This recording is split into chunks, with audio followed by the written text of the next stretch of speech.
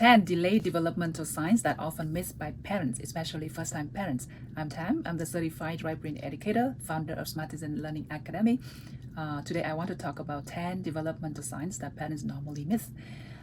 As a parents, we would love to expect our baby to have their first step, first words, first crawling, first rolling, and it's in a busy life and in a busy toddlerhood. Sometimes we miss some of the signs. When parents are not intervened early enough, it could cause to struggle in academic performance, language delayed, unable to retain information, lack of social interaction, and very slow to catch up with peers. They also have low self-esteem, very low confidence.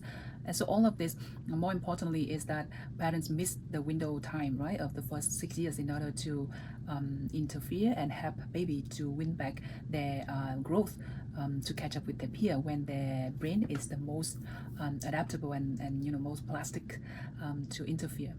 So today I want to talk about some of the signs that parents normally miss, and it's not just about he's a late talker or they have their own pace and things like that. We don't want to label our child, but we want to be able to see the sign, detect them, and get things checked early, right? That can change some a child's life direction completely if we take action fast enough. So without further ado, this is the common sign that parents normally miss. Please follow along. So the first one is delayed motor skills. By that I mean they should be able to roll by 3 months, should be able to sit up by 6 or 7 months. They should be able to walk confidently by 18 months. Those are the milestones that parents should keep an eye for. Next is delayed in speech. By 15 months, baby should be able to make some simple sound like baba, dada, mama. And if your child is not doing this, I would recommend you to get them checked, right, with some speech therapist or your family doctor. Next one is poor response to the sound or their name. So this is very important. By 6 months old, baby should be able to react to sound in the environment, because this is very important for their survival, right? Let's say if they hear some loud sound and they are not responding, how can they know that they should need to seek for safety, or they need to cry to ask for help? And not responding to their name is even more important because that's linked to their social interaction. So we need to get this checked. Baby, next one is baby have minimal eye contact and very little social engagement, meaning that they tend to play by themselves. They don't look at people in the eyes. They are not as often smiling. All of this is a sign of poor social interaction, and that indicates some social communication delays. Next one is they fail to imitate or copy actions. That kids are they like to pretend to be adults. They like to become us faster. It's just like they're so tiny, but sometimes they pretend that they listen to the phone call, they mop the floor, or they will try to do something that you normally do or caregiver normally do. If they're not doing things like this, that should be question that we should ask our family doctor. Next one is that they are not interested in any games like cause and effect games. Say touch the button so that it makes sound, or turn on the light by moving the switch.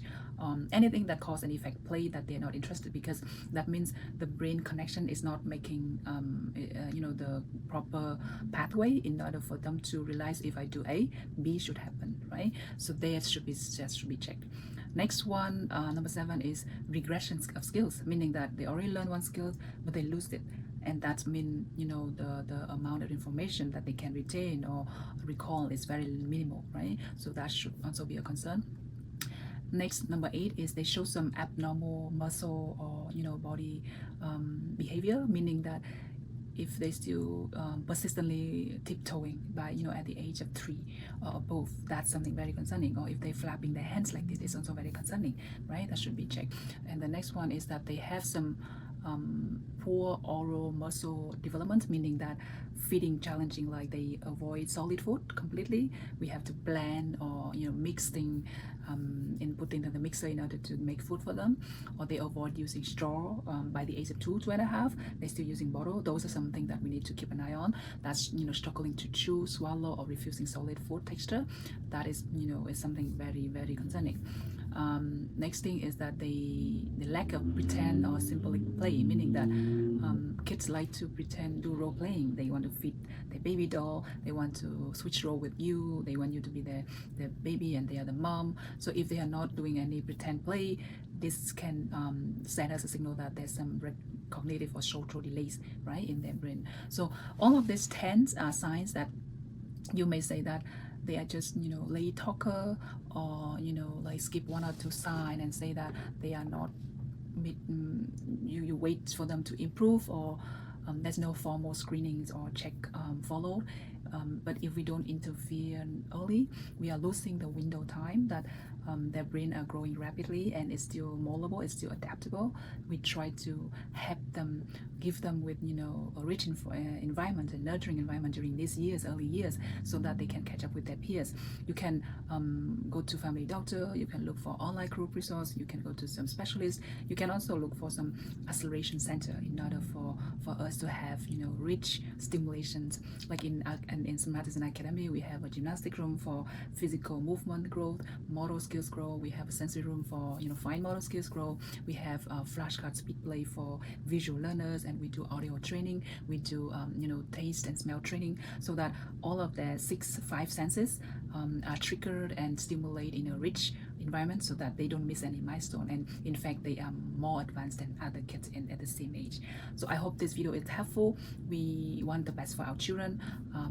We don't want to, it's very hard to accept the delay in the first place, but if we don't accept that, in order to have an action plan, we might miss a lot of milestones. So feel free to reach out and subscribe to our YouTube channel in order to see other parenting videos.